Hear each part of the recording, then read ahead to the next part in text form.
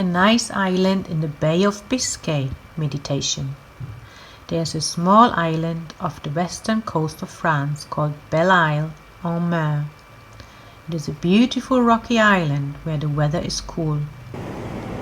As I describe it to you, you are going to get cozy and comfy in your bed and allow yourself to drift off to sleep. So, make sure you have your favorite pillow and snuggle up in just the position you like.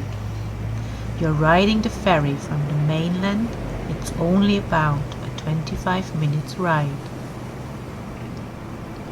You have decided to take a seat on the bow of the boat so that you can watch the island you are traveling to slowly become larger as the ferry grows closer. The weather is cool but not too cold, and there's a steady headwind on the bow of the boat as it skims across the sea. There are some metal benches for people to sit in, but you decide to stand at the railing of the boat so that you can see the water rushing past below.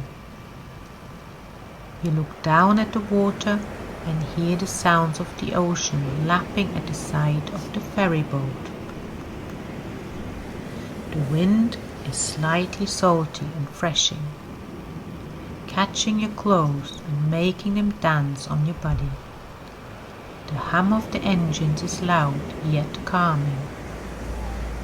There are people sitting on the benches, talking in French as they watch the very same scene as you.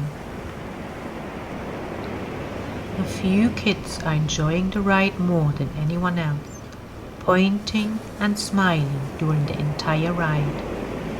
The ferry engine slow because it is coming into the port. The captain maneuvers the boat perfectly, docking with precision. Several workers get off the boat before it even comes to a full stop, grabbing all sorts of ropes to tie it securely and buoys to act as a buffer between the dock and the ferry.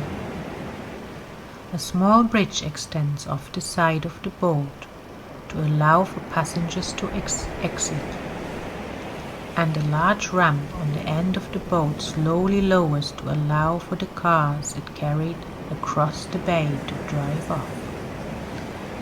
The whole process of unloading everything goes so smoothly, and there is no rush and no waiting in line. You can hear some seabirds flying overhead as you enter the beautiful village. 4-story buildings line the seaside, colored in whites and creams, with some painted light pink and yellow. The rooftops are matching grey, and you can see each building has a few chimneys for when the weather turns cold. Some buildings have very small balconies, only big enough to hold a few potted plants, and the shutters on the windows vary from mint green to leaf green, and some are shades of dark pink. This is a beautiful little town, bustling with the energy of its people. This village is situated in a cove, so that it is protected from the sea. You turn to look out into the turquoise water, and across the marina full of small boats you see the sprawling nature of the island. Golden and green hues of tall grasses stretch across the rocky shore.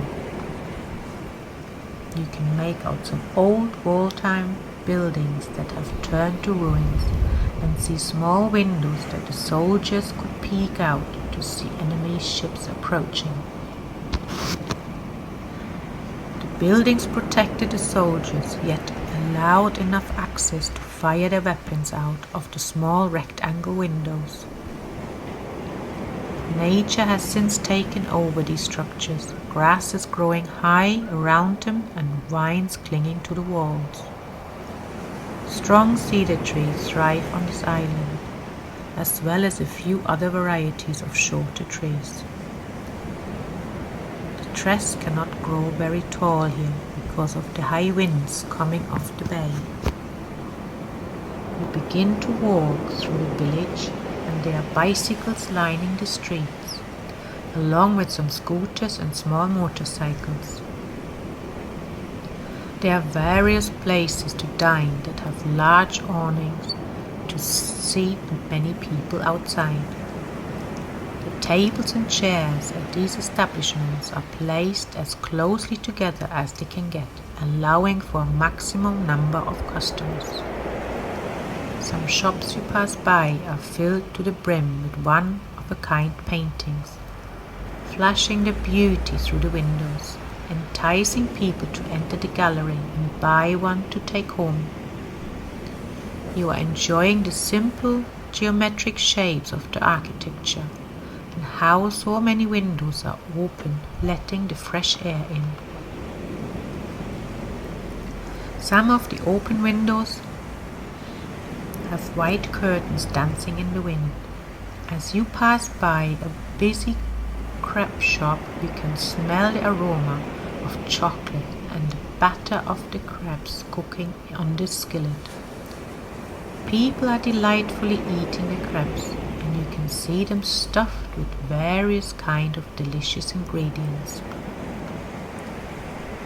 You will stop by later to have a crepe or two, but for now you want to walk along the nature footpath nearby to begin exploring this beautiful island. As you walk away from the village, there are several footpaths through the tall grasses that lead to various nature areas, ruins, or beautiful secluded coves with turquoise waters and sandy beaches. You decide to take the path that leads to the cliffside to see the beautiful sights of the windswept offshore jagged rock formations towering from sea below that Claude Monet painted many years ago.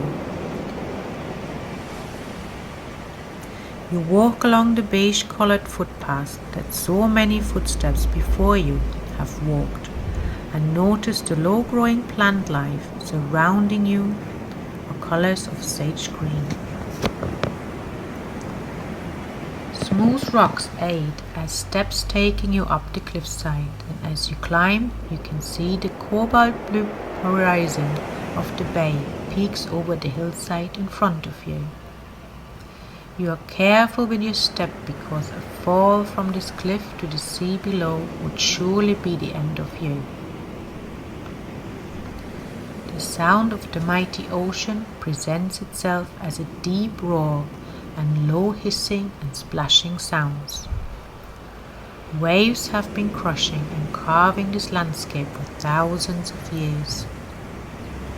You make it to the exact view that Monet once purged his canvas. It is spectacular.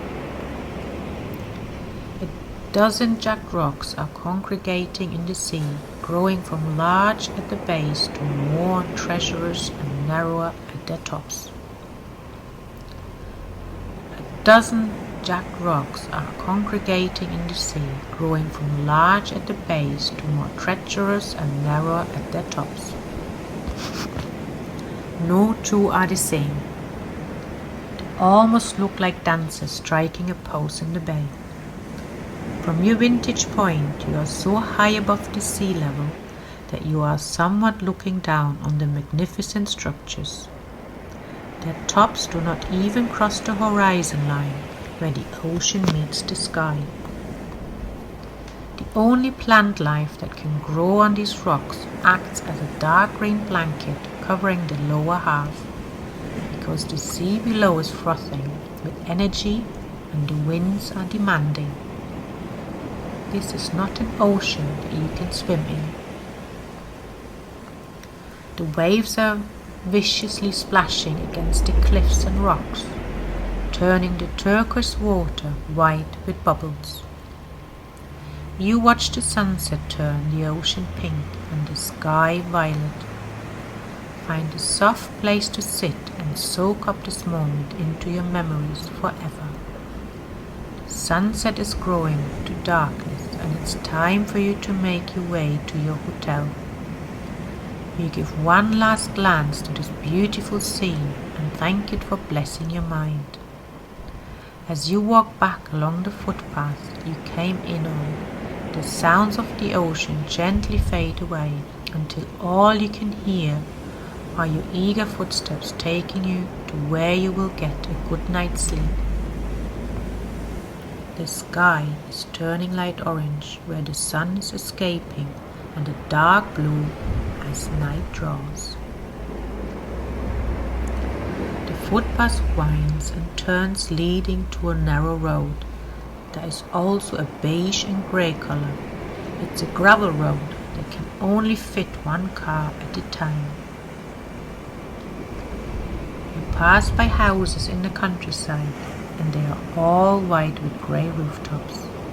There are large protective white doors that cover over the doors and windows of the summer homes to protect them from any strong winds that hit the island. Most of these houses are closed up, but you see some are lived in by locals. As you walk down this road, magnificent cedar trees line your path. There are grapes growing in rows behind someone's home. You see roses blooming in all sorts of colors. The scenery in the distance is rolling hills dotted with white houses that are all closed up and protected, awaiting their family's return. You are making your way back to the marina and the streets become paved. The small cars on this island park parallel, so close to one another, it's hard to figure out how they get that way or how they can even pull out. There are a few more blocks to go before your hotel, and you are enjoying every moment of this walk. The sky is dark, but the moon is almost full, illuminating everything with its cool glow. You begin to pass by a tall rock wall on your left that looks like it was hand-built many years ago. It's about 10 feet high and you can't tell what's on the other side, but you can see that a little further in front of you the wall becomes shorter. As you make it to the point where the wall dips to your height, you can see that this wall surrounds a large graveyard, and all you can see is hundreds of white crosses filling your vision. Only a few of the crosses are stone-colored. You come to the closed wrought iron gate to this graveyard and peer through the other side. You take in the stillness of the sight and see the moonlight blanketing the tombs. It's time to keep moving towards your hotel. You haven't been there yet, so you don't know exactly what to expect. A warm glow emits from a building that is drawing closer, and there are red awnings over the windows and a small sign that reads Le Hotel de Belle. This is your hotel, and you are so ready to rest after this long and beautiful day. The old door is painted creamy green. The window panes and the door are old and look like a surface of water. You grasp the brass handle and it is cool in your hand. The door opens effortlessly, welcoming you, like it has welcomed many others. There is a Frenchman who greets you with bonjour and gets your information. He hands you a gold key and tells you that your room is on the 3rd floor facing the ocean. You don't have anything but your backpack with you, so you make your way up the stairs that seem like they were built for a very small person. 3 flights up and you come to your room number 11. The old key slides into the lock and you open the door to a beautifully made bed with crisp white sheets and more pillows than anyone could need. There's no TV, just 2 ornate lamps with shades that match the green of the front door sitting atop matching bedside tables hand-built from wood. Put your things down and make your way to the small restroom. It's perfectly clean and is only big enough to fit you.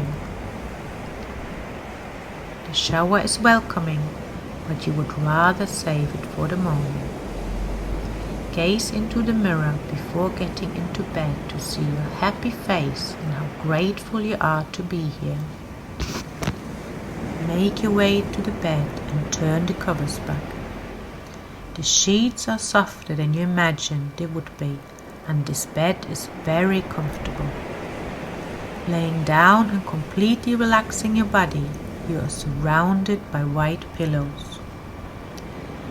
You gaze out the window of your room and you can see the moonlight glimmering on the surface of the ocean like the way diamonds shimmer in the light.